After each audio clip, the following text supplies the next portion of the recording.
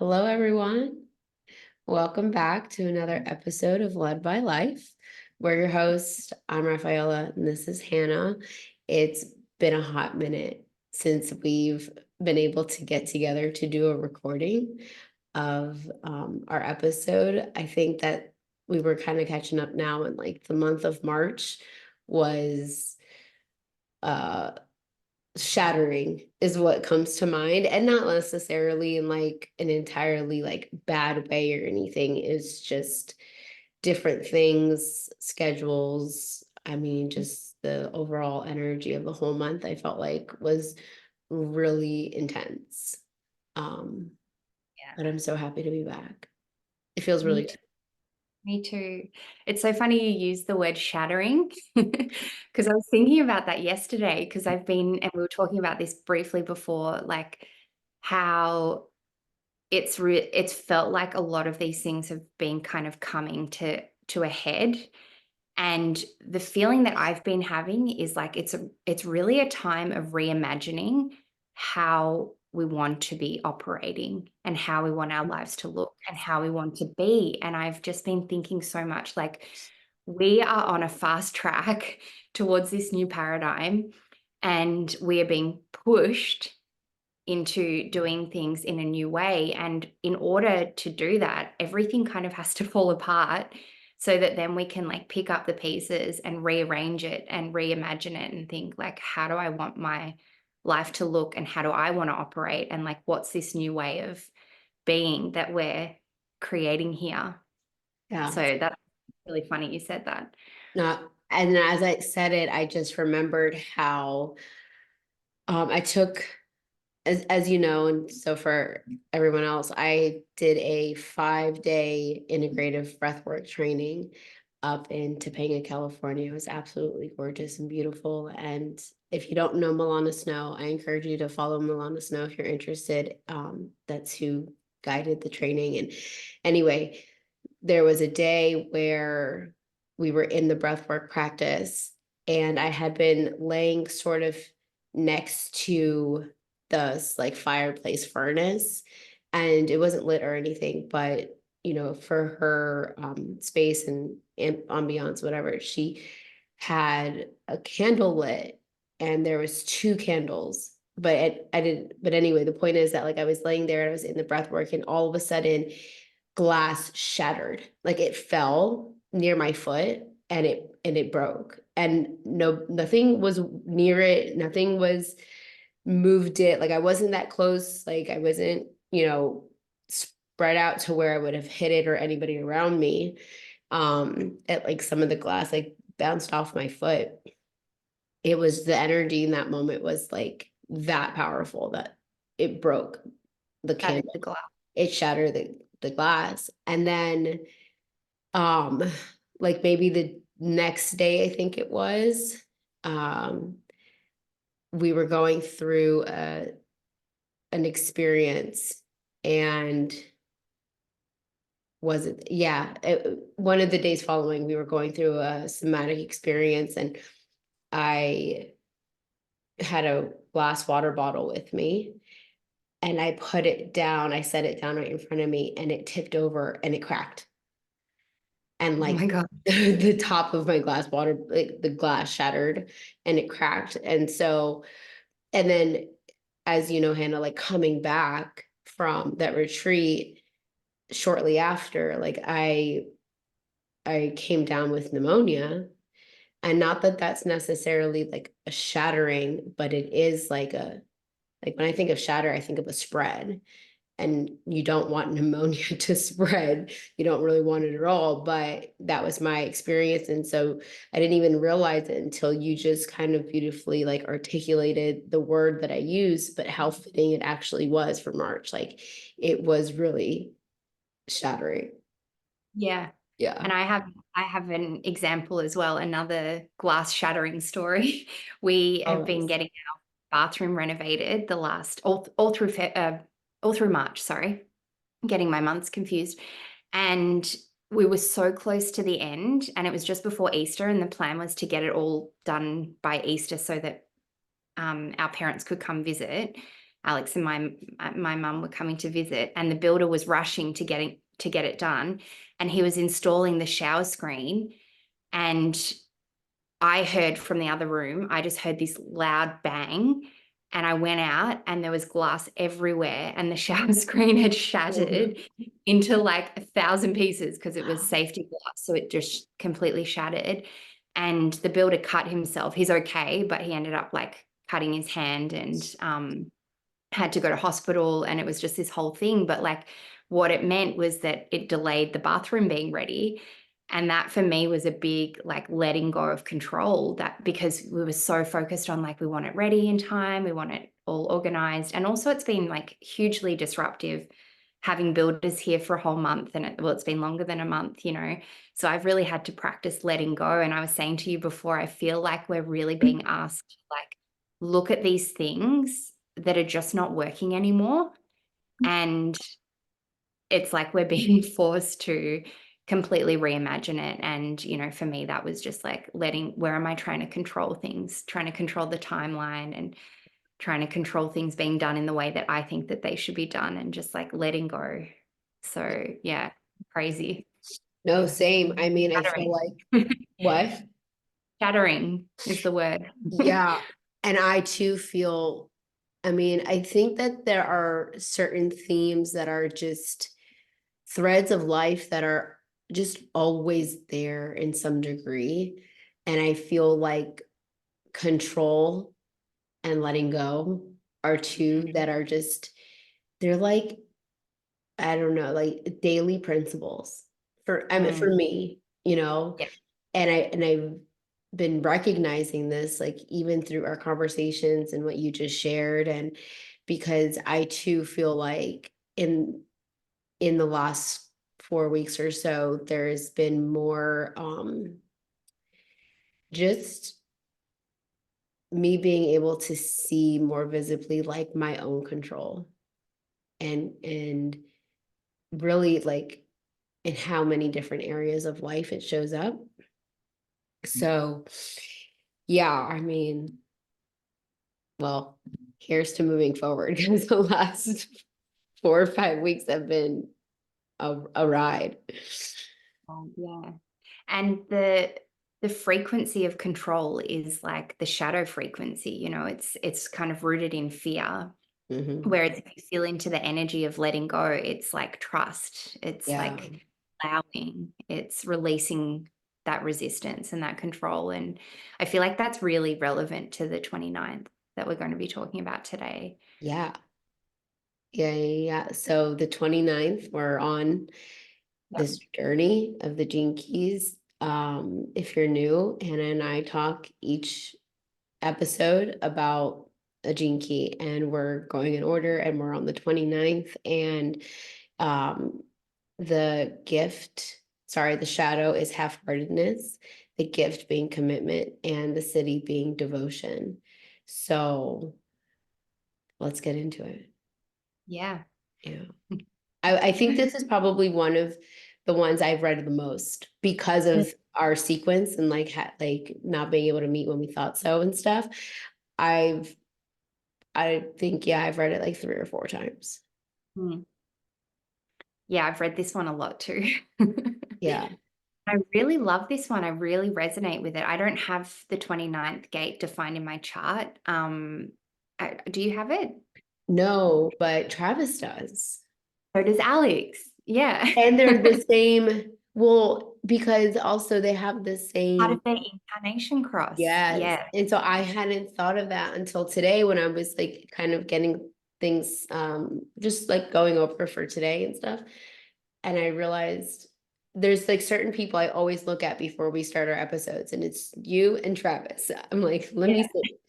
Um, and Yeah. he So has, for anyone wondering, our partners are both, they have the same incarnation cross, which is the right angle cross of contagion. And they're both manifestors as well.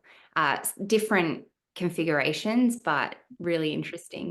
We found that out when we met in person. We were looking at our charts and oh yeah, on our hike, and then we realized that they're the same. yeah. Um, do you see do you see the 29th in Alex? I do, yes. And I also feel very strongly connected to this one because it's a hanging gate for me. I have the 46th, which is my personality sun gate. And so I do feel this like dynamic with me and Alex with this, making up this channel together. But yeah, he's very like, especially in our relationship, I noticed just how like committed he is. Devoted, very devoted. And so it's a beautiful energy. But yeah, I've read the 46th like 20 times, like too many times, obsessively. Yeah. Was taking it very seriously, which is so funny because that's the shadow of the 46th is seriousness. And there's such a strong theme of luck and good fortune in the 46th. And it's really interesting how he also talks about that in the 29th, Mhm. how when you commit to something fully and you're not half-hearted, like your heart is fully in it Mhm. and you see it through and it's like a very persistent energy, then good fortune will befall you, Yeah. like you will reap the reward of whatever you are devoting yourself to. And so, yeah, I really enjoyed reading this one. Had a lot of like, Yeah. yeah. Same. Yeah, so I can't even remember like when we were originally to do this episode. But I remember it coincided with like this real moment that I'm having in life of coming up on like a year of being in San Diego, and obviously that approaching a year of being in this job that I have. And I something just kind of like clicked for me of like, well, maybe this is what I need to actually step into. And it's funny because I'm looking at the first page of the chapter right now, and I see it says leaping into the void. Mm, And part of also the last 4 weeks, you know what I'm feeling? I'm feeling like we had to energetically sit with this gene key for the last 4 weeks yes. because it has been a void. And it's like for me, that's something I've been reflecting on and noticing is that for a while, like I'm about to step into this real unknown, like because I'm coming at it with a different energy Mm, than I had a year ago being here. And that being that like I don't know what's next. And me trying not to like figure that out, but also being fully committed in my decision that I'm going to be where I'm at in various different aspects of life, and so I have been feeling as if I'm in a void. and mm, and one thing that and it's interesting because like I don't know about for you, but for me, like luck almost has like this lightness to it, like a feeling of lightness. Like when you ever feel lucky, or like for me, whenever I feel lucky, it's not an effort. There's no mm, work or real force into like that experience for me.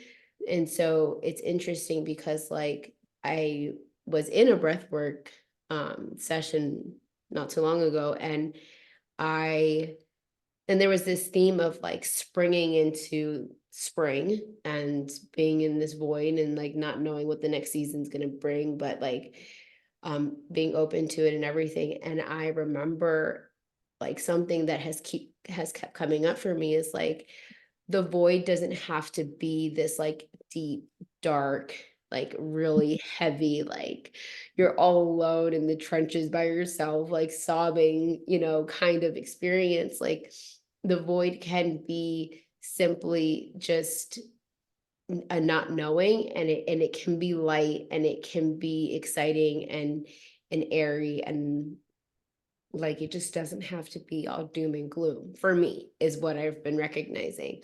And that's kind of like what I'm like remembering with the feeling of luck that you brought up.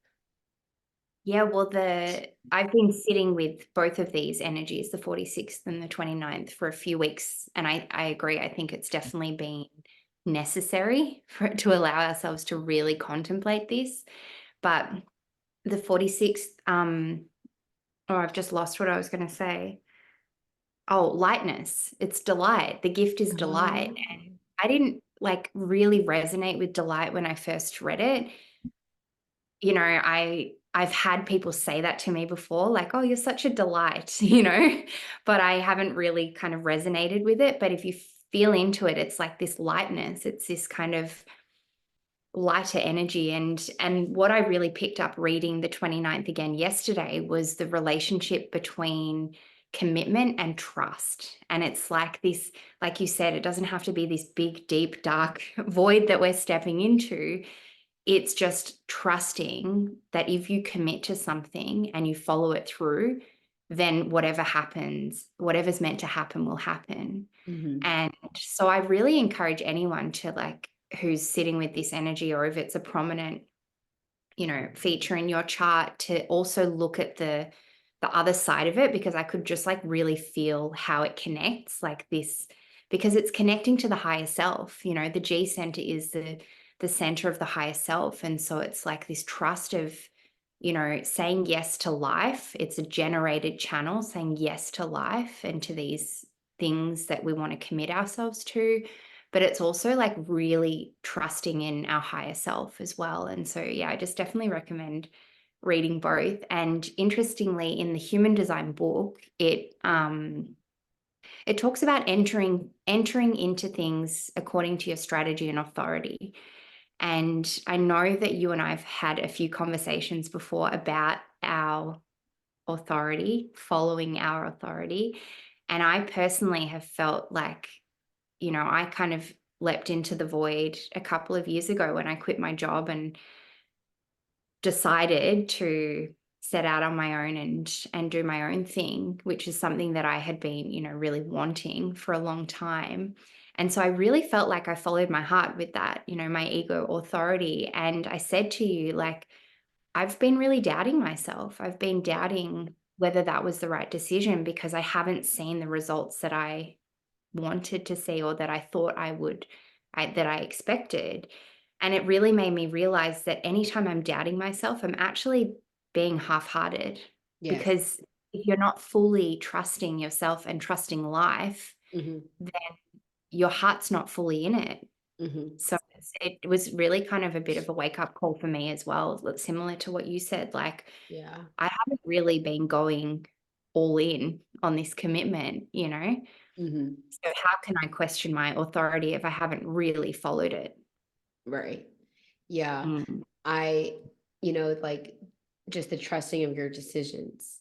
That's the biggest thing that like when this theme of half-heartedness came up, and um I I don't know, I just feel like it's definitely something that you can again like um experiment with, according to your strategy and authority. And yeah, I mean, I don't know. Like I've lost my train of thought. Well, we can never really know what the outcome of Right. anything's going to be, can we? And that Mhm. is like the ultimate trust, is like, can I trust that the things that I'm committing myself to, if they're coming from a pure place, a good Mhm. intention, and if I'm trusting what this human design system says I should do, Yeah. I'm following that and I'm really like willing to commit to this experiment, then I have to let go of how I think it's going to pan out. And I have to trust that whatever is meant to happen will happen. And Mhm. that has been another realization for me, I think, with this feeling like I've been doubting myself and doubting my authority, is that probably the outcomes that I am expecting or that I'm wanting are based on conditioning, Yeah. right? Right. So I thought that if I quit my job and I followed my heart and I threw myself into my passions, that I'd make all this money and I'd have this big successful business. Like, is that actually what I think is success? Or is that what society says is successful? Is Right. that what I've been conditioned to believe is successful? Yeah. Yeah. You I know, think that that's what being asked to do right now is to like redefine what success means to us. yeah. It's something that you reminded me of was like, for me, bringing this down to like the smallest micro experience I can possibly think of, when it comes to being committed to my decision and then knowing my authority, which is honoring my wants, my heart's desires, but basically my wants, and notice like, and then using like my strategy of informing, so this whole thing, right? But I oftentimes will out loud say like, or I'll feel it like, I really want a cheeseburger, or I'll really want like a sandwich out there from somewhere or something. It's usually like food related. And and I have stopped questioning when I want to eat something, especially if like I want to eat it out and not at home. Because one, my digestion is also high sound. And so like eating in restaurants or busy places, or I mean, even if I'm home with like, you know, whatever sound I want, whether it's like the buzziness of quiet or like a softer sound, or just um actually like having the TV on or having music on or like whatever it may be. Um my point is that I've stopped questioning my want of wanting to eat or go wherever to eat out of like a conditioning of like, I shouldn't spend this money, Mm. right? And I feel as if you ever like experiment with human design and you get to digestion, they say like that's the quickest way to get through like the deconditioning, and it's one of the variables and whatever, I can't remember. But about this time actually last year, before I moved, those months before I moved, I had made a commitment that I'm just going to follow my digestion, the I high remember that. sound, right? And then what happened, and then this whole manifestation of moving and going across the country, and like it all happened, and I felt like a lot of it was propelled by the fact that like I just committed to my digestion. And I didn't really realize that until I just spewed it out and shared it with you and the rest of the world.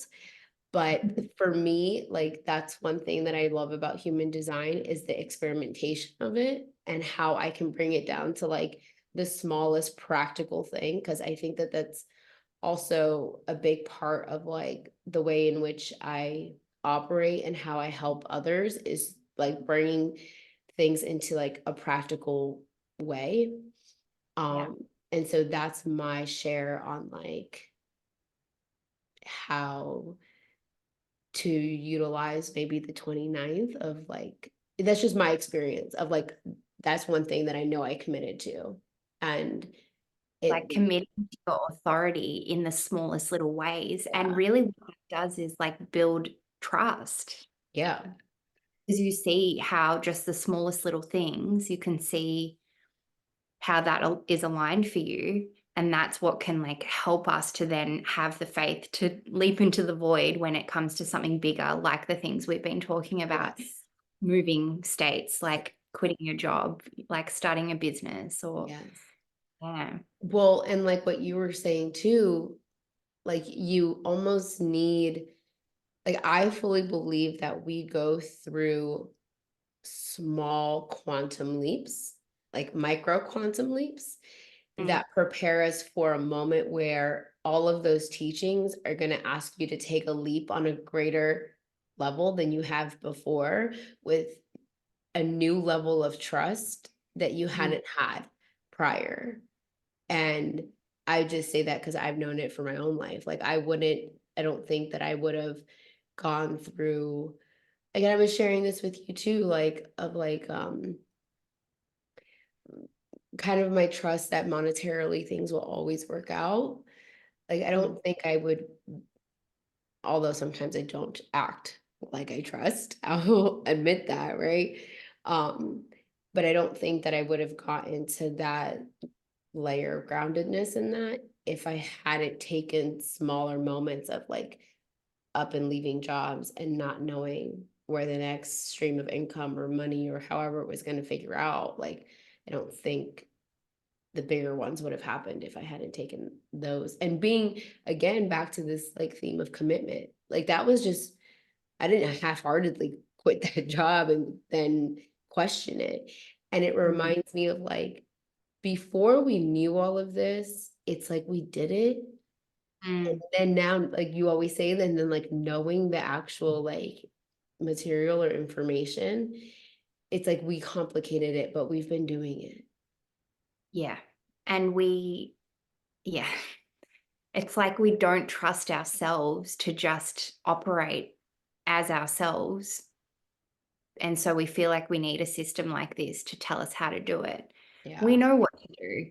We just get in our own way, or our conditioning gets in our own way. But I think if we are being really honest with ourselves, we know what we need to do.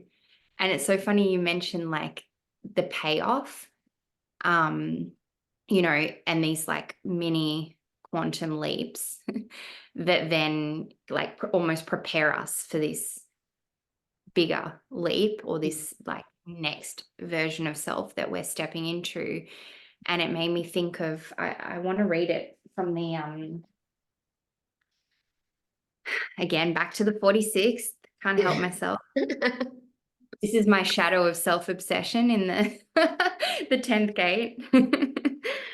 Always making it about myself. But okay, so the description for gate 46 is it's the gate of determination of the self. So I'm just like imagining this, like you take this leap from the 29th up into the higher self, like where the Mhm. energy is up into the 46th.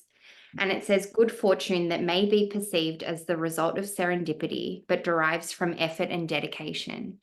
And so it's just this like, because that gate is really about luck and serendipity, but it's not just luck because it just happens out of the blue. It's like a sustained effort over time that Yeah. leads to fortune. And that's like, as part of that, it's that sustained trust in yourself and trust in life and Hmm. trust in the commitments that you make. So, Hmm.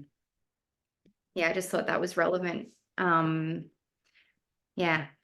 And also, really interestingly, also, I noticed that this is a collective channel. It's in the collective circuitry. And if you read the channel, what's the channel called The channel again? of discovery. Channel of discovery. It talks a Mhm. lot about how like you can't really know what the purpose of the journey or the experience was until it's a very like cyclical kind of Yeah. nature, very cyclical energy to it. And so you can't really know like the purpose of it until you've got to completed the cycle. And then you can look back and understand like why. And that's where you share. And collective energy, collective circuitry is all about sharing with the collective, like these lessons that we learn through these commitments that we make. And we can't always know when we're entering into it what is going to come about. But when we reach the end of the cycle, we can look back and we can have that hindsight and that perspective, and that's the lesson that we get to share with the collective. Hmm. You reminded me of how in the energy of the 29th frequency, there is this, you're reminding me of like the cyclical pattern that's in it. And, what's said is that that's why patterns continue to repeat themselves because we don't allow the cycles be to do their thing, right? And it makes me think of like just experiences in my own life of where I I'm like, oh, I'm done with this, right? Mm. But my mind is done with it. Like my conditioned self is done with it.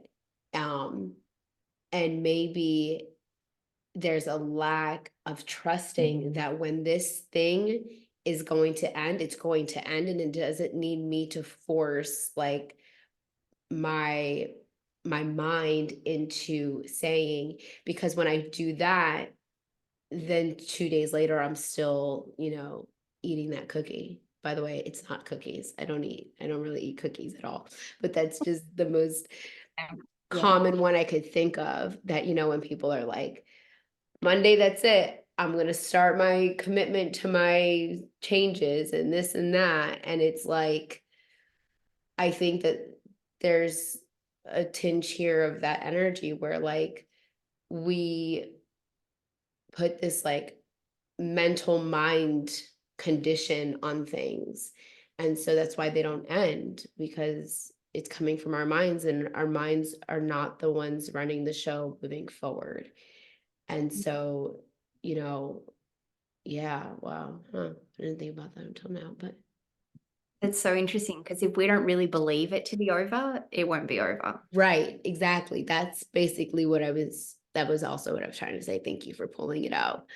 Uh, It's yeah, half it's because you don't really half-hearted. believe it. You're just like your mind is saying, "Yeah, I'm done with this." But if within you, if there's still a part of you that's like, "Oh, I still want to go back to that thing or whatever it is, that Yeah. person." This is a very relational energy. So, Mhm. relationships are a really good example. Like if we are in that dynamic of, something's maybe not good for you, but you keep going back to it, it's like until you're really done, until the cycle has ended, you'll just keep repeating the Yeah. pattern. Yeah. Mm, Or you'll be on and off with that person mm, continuously. Um, and it reminds me of, so in my previous relationship, months before it ended, like talking 3, 4 months, mm, maybe less, before it ended, I I was I believe I was driving, and I said, I'm surrendering this relationship, and whatever will come, and what it's going to be, but I no longer like am going to effort, force, control this thing, this dynamic. I leave it up to you. And I think my trust in that moment came to a point where what needed to end. And it just, like, very clean too. I mean, mm. not in the most, in my opinion, respectable way. I, am actually kind of processing through a lot of that and see a little bit more lightness and clarity, but also have seen how that part of me, that version of me actually truly felt. And um because it wasn't like, there was like, I didn't even step foot back in that house when it Mm. ended, like nothing. I barely even physically saw the person at all, actually, And so I really do believe, and I said it like very quickly after it happened, like, the universe did something for me that it needed to do. Um, but I think that that was because it heard that I was fully committed to that, to that surrender, to that trust of what's going to happen after. Yeah. Yeah. Which in itself is almost like making a new commitment. It's like when we can let go of the old commitment, once the cycle ends, we're committing to something new that we don't know. We're like stepping into the unknown of Hmm. what's next. Hmm. Yeah. I had a very similar experience when my previous relationship ended too. And for months I meditated. I knew that like I wasn't happy. I knew I like in my heart, I knew I wanted it to end, but I didn't know how. And so I really did like surrender through meditation, through like my spiritual practices. It was a period of just like offering it up. Like, I don't know how. um, but I'm surrendering this to you. So, And mm, then I believe for you too, it happened shortly after. Yeah. Not Yeah, too long. but not in the way that I would have planned myself, but I can Yeah. look back and know that that was also a part of my healing. Yeah. Yeah. Yeah. Yeah. Yeah. I don't think that when those experiences happen that we plan, you know, to be literally thrown out of your house, dumped on the side of the road is, the words that I use to describe the experience that happened. But for me, but if that's what happened, that's what happened, and I can even sense in myself right now, like there's a new layer of acceptance for that. Mm. And I feel like this conversation has kind of been a little bit like of a healing that has allowed me to get to that acceptance of that. Yeah. Um, but yeah, because this is, and I brought that up because you mentioned how the sacral is very much related to our relationships, our sexuality, our perseverance, our like vital life energy. You and I are both undefined in this area, and that's something I was also just kind of like reading up on.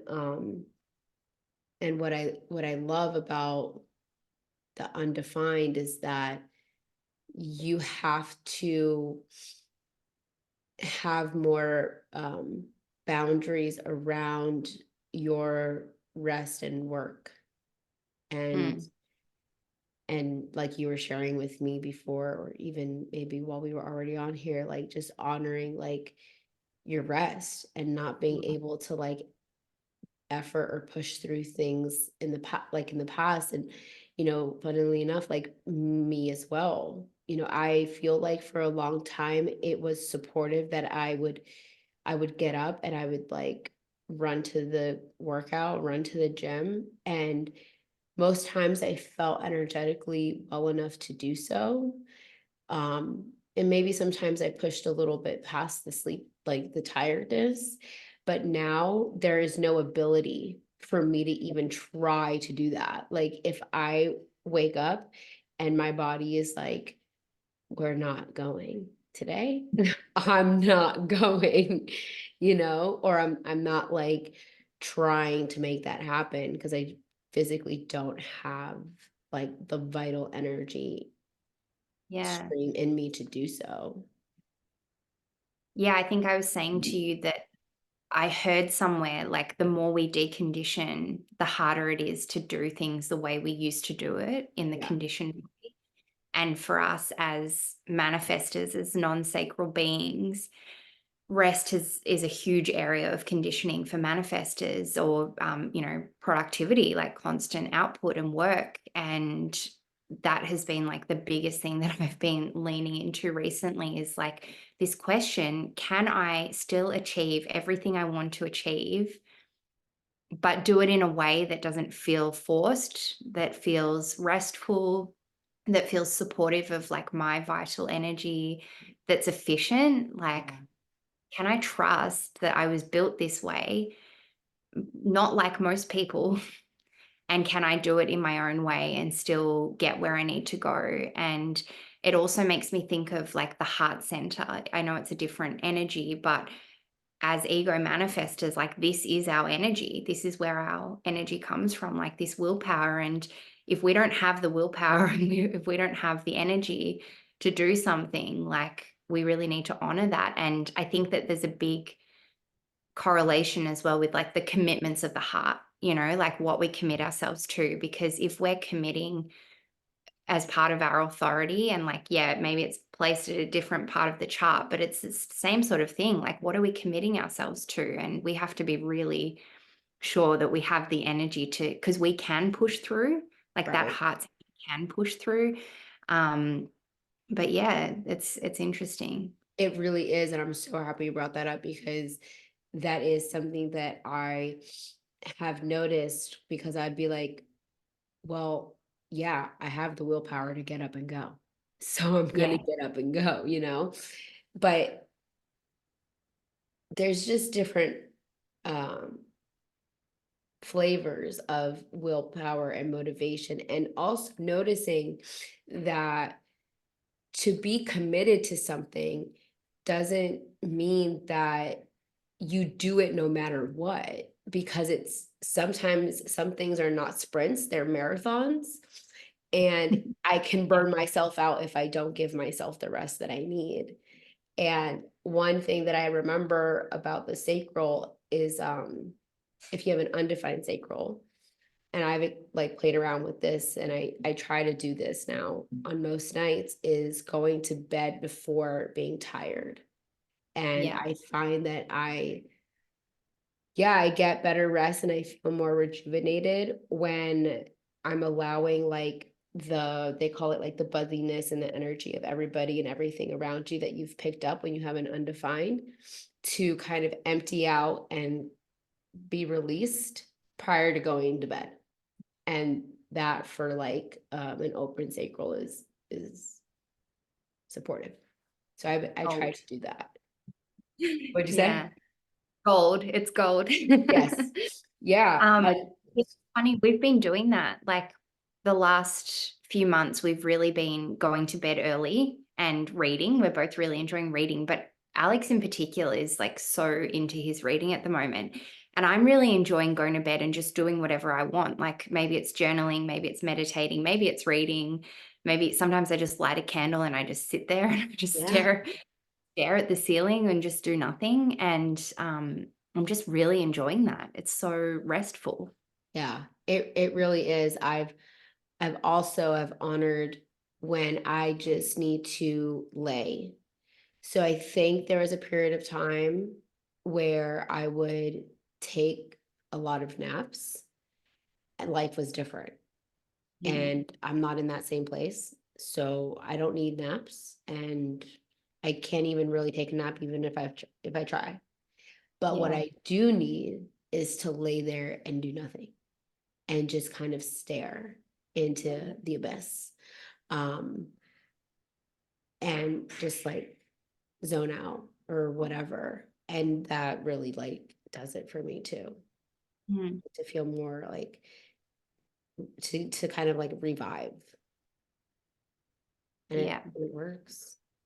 And the conditioned mind would tell us like this is so unproductive, Yes. or like what a waste of time to just, I mean, it's the same with any form of like conditioning around self-care and um rest and all these things, productivity. Like we're told that doing nothing is a waste of time, Yeah. and just goes to show that like we're all built differently. And yeah. Yeah. And you're talking or listening to two ego manifestors with open sacrals, one who's completely open. And so if your energetic constitution is anywhere similar to mine or Hannah's, then this is your permission to lay there and just lay. Do nothing. Rest also productive. That's been like a little mantra for me lately. Rest is also Yeah. productive. Rest is Yeah. so productive. I love that. Yeah. And I wanted to say before, you mentioned about like committing to something doesn't mean you have to go all, have to be constantly doing it. What did you say? I Yeah, can't I remember. mean, that's essentially it. Like, commitment doesn't mean that you have to go at it full force every moment, Yeah. right? It made me think of this podcast. Like you and I committed to this through Yeah. our authority, through our hearts. We said we're going to do the 64 gene keys. We're mad. We're going to explore this, huge body of work. And we're at the 29th and it's taken us like over a year, but I don't feel any sort of, I think we both know that we both don't know what's going to come out of this, but we also both know that something is going to come out of this. We just don't know what that's going to look like. And like even just the growth that I felt in myself from going through it in this way has been so valuable. But also like we've had times where we don't record for a month, and then we've had times where we record every week. And like that in itself is still a commitment. It's just like letting go of the idea of what commitment looks like and like redefining, it's just trusting the process, really. Yeah, yeah. And honoring that your your process may look different than that next to you, you know, bringing this back to like that collective energy. If this is a collective energy, it means that it's really amongst all of us. Like we all kind of experience this. Would you say that's how you would describe collective energy? How would you describe collective energy? Yeah, I mean, it's well, what I just remember about collective is that it's here to be shared and it's here to be learnt from. And it's like, yeah, something that benefits the collective, that benefits us all. Yeah. So with Yeah, that, you know, like another's experience is for you to witness and take what works for you and leave what doesn't, but it's not meant to reflect that that's the way you have to do it. absolutely. And if there were two generators doing this podcast, they would do it in a very different way than you and I have done it. But like, that's the way we've done it. And Yeah. that's what we're here to contribute. Yeah. And we're not here to look like anyone else. None Two of us generators probably would have done one a day for done by now. Yeah. 64 days. Right. It's funny. Such a good one. I really loved this conversation. And I'm just like always just so grateful. Yeah, me too. Mm. If you guys have this one, let us know. You can comment below. And that's all. That's really all I got actually. So thank you all. Thank you.